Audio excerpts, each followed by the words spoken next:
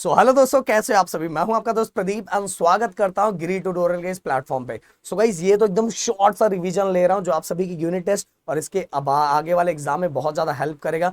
But guys, इसके पहले laws of motion का पहले मैंने डिटेल खत्म किया है। डिटेल के बाद मैंने वन शॉट भी खत्म किया है। फिर इसके बाद इसके एक्सरसाइज के क्वेश्चन भी खत्म किए। फिर इसके बाद इंपॉर्टेंट टॉपिक भी खत्म किया और फाइनली आज ये मेरा पांचवा चीज है जिसमें मैं आप सभी को कम टाइम के अंदर इसके अंदर एक झटके में दिखाऊंगा क्या रिलेशन किसके साथ है और कैसे हमारे दिमाग में क्या क्या कनेक्ट करके रखना है। और गाइस, जो चीजें इसके अंदर मैं बताऊंगा उसको डिटेल में गाइस वो हमारे डिटेल वीडियो में जरूर देखना या वन शॉट वीडियो में देखना, जिससे आपको क्लियरिटी पूरी क्लियरली समझ में आ जाएगी। ओके, तो सबसे पहले, और अगर आप नए हो तो प्लीज वीडियो को लाइक कर देना, चैनल को सब्सक्राइब कर देना एंड गाइस डिस्क्रिप्शन में टेलीग्राम दिया, जरूर उसको ज्वाइन कर लेना। जो भी चीजें हमें लगती है वहां फटाफट फटाफट आपको भेजते हैं, खटाखट भेजते हैं। तो गाइस, सबसे पहली बात तो डिस्प्लेसमेंट एंड डिस्टेंस।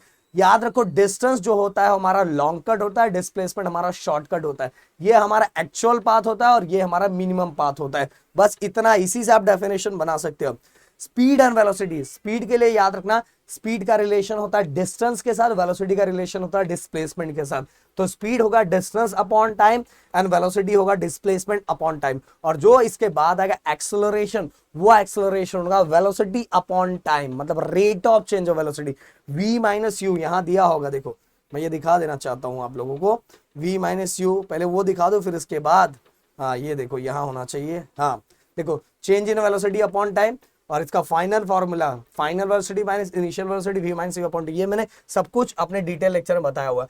अब गाइस, यहाँ दो चीजें आती है, यूनिफॉर्म लीनियर मोशन। यूनिफॉर्म के लिए याद रखना equal distance in equal interval of time, तो यूनिफॉर्म हो जाएगा। नॉन यूनिफॉर्म में unequal distance in equal interval of time, equal रहा तो यूनिफॉर्म, अनइक्वल रहा तो नॉन यूनिफॉर्म। बट एक और चीज आपके एग्जाम में आपको पूछा जा सकता है, यूनिफॉर्म एक्सेलरेशन। तो बस उसके लिए बस इतना याद रखना है, ये वाली लाइन याद रखनी, velocity change y equal amount. Velocity अगर इक्वल अमाउंट में चेंज हो रहा है in equal interval of time, तो क्या फिर से इक्वल आया, velocity change y equal amount is called uniform acceleration. और यही बस यही देख लो, if the velocity change by unequal amount तो इसको बोलेंगे नॉन यूनिफॉर्म एक्सेलरेशन। और एक्सेलरेशन का हमेशा रिलेशन वेलोसिटी के साथ ही रहता है गाइस। ओके, अब आगे बढ़ते अब हमारा positive negative and zero acceleration. फिर से एक्सेलरेशन है तो इसका रिलेशन वेलोसिटी के साथ। अगर वेलोसिटी इंक्रीज हो रही है तो पॉजिटिव एक्सेलरेशन, डिक्रीज हो रही है वेलोसिटी तो नेगेटिव एक्सेलरेशन, और वेलोसिटी टाइम के साथ नहीं चेंज हो रही तो जीरो एक्सेलरेशन। ओके, अब गाइस डिस्टेंस टाइम ग्राफ में एक चीज, जितने भी ग्राफ दिए उसमें एक चीज याद रखना कि अगर हमारा यूनिफॉर्म है तो हमेशा स्ट्रेट लाइन होगा। ओके, हमेशा दिमाग में रखना, अगर यूनिफॉर्म है तो कैसा होगा, स्ट्रेट लाइन। इसके बाद गाइस यहां तीन Newton's equation of motion, v equal to u plus a t, s equal to u t plus half a t square, third जो है v square equal to u square plus two a S.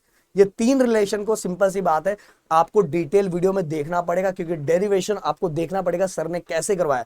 But मैं यहां थोड़ा थोड़ा ये चीज आपको जरूर रिवाइज करवा दूंगा कि देखो गाइस, जो पहला वाला है ना, पहले के अंदर याद रखो कि हमें ये सी डी की वैल्यू फाइंड करनी है। जब सी डी की वैल्यू फाइंड कर लोगे तो हम इसके अंदर वैल्यू पुट करके पहला वाला रिलेशन फाइंड कर लेते हैं, v equal to u plus a t. Okay, and दूसरा वाला जो हमारा रिलेशन है, relation between displacement and time, इसके लिए हमें दो फॉर्मूले याद होने चाहिए। एक हमारा रेक्टेंगल ये वाला, इसके अंदर ये हमारा रेक्टेंगल और साथ में हमारा ये triangle. Okay, base into height. अब और ट्राइंगल के लिए हमारा क्या होता है, half into base into height.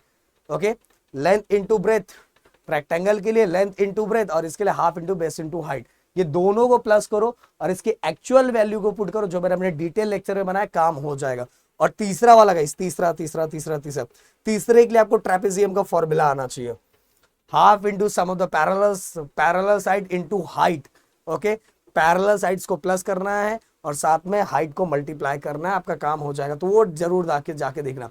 अब guys, uniform circular motion of the particle along the circumference of circle is called circular motion. But अगर कोई पार्टिकल सर्कमफरेंस में से गोल गोल चक्कर काट रहा है तो उसको सर्कुलर मोशन बोलते हैं। But with a constant speed से अगर घूम रहा है तो उसको बोलेंगे यूनिफॉर्म।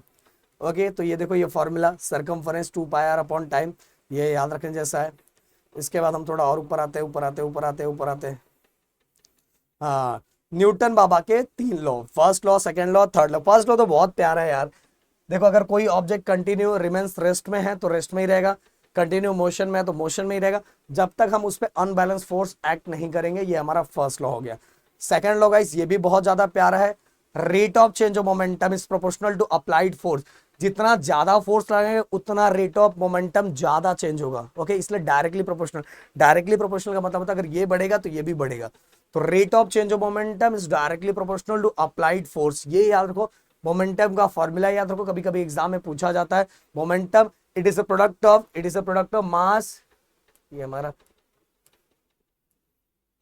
प्रोडक्ट, ये देखो यहां मैं लिख देता हूं, it is a product of mass into velocity. Okay, ये बस हो जाना चाहिए, आपका काम हो जाएगा। आगे चलते आगे आगे आगे आगे। और ये छोटू सा डेरिवेशन, ये सिंपल सा है भाई, मैंने अपने उसमें करवाया हुआ है। हाँ, कभी कभी एग्जाम में देखो, न्यूटन जो फोर्स का ऐसा यूनिट होता है वो न्यूटन होता है, और जो सीजियस यूनिट होता है वो डाइन होता है। सीजियस यूनिट डाइन और ऐसा यूनिट न्यूटन, ये याद होना चाहिए। और 1 न्यूटन का डेफिनेशन कैसे याद करते हैं वो भी मैंने अपने डिटेल लेक्चर में बताया है, तो वो आपको देखना है।